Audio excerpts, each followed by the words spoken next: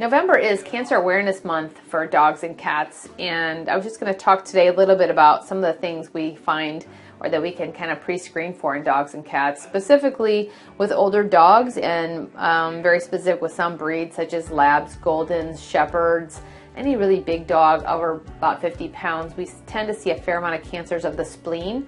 And so what we like to do is when they're 9 or 10 is to have a look at their spleen and their lungs once a year.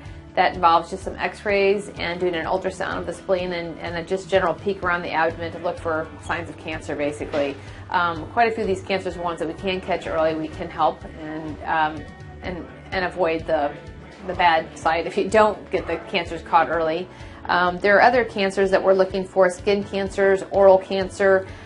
Skin cancers we can see on the head, the neck, the feet, anywhere on the body, and then lots of different kinds of lumps that your dog may have on them as they age. And many lumps are benign, but many lumps are also not benign. The only way to find out if a lump is benign is by putting a needle inside of it, a tiny needle, getting some cells, and then we have a look at it under the microscope to determine whether or not it's something malignant or if it's benign. If they're benign, quite often we just leave them alone and just monitor them.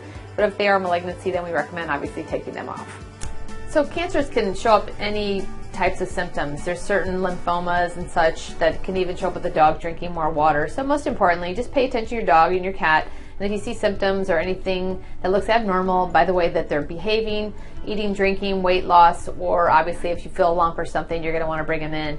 And that's important to check out for Cancer Awareness Month.